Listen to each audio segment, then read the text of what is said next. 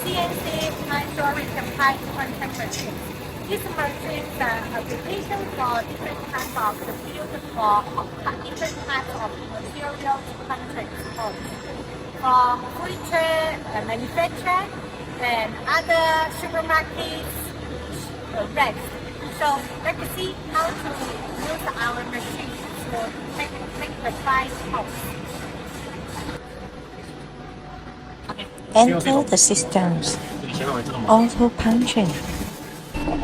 Firstly, we will put our material in the machine. Then we will switch on our machine and it will auto-feed them and punch.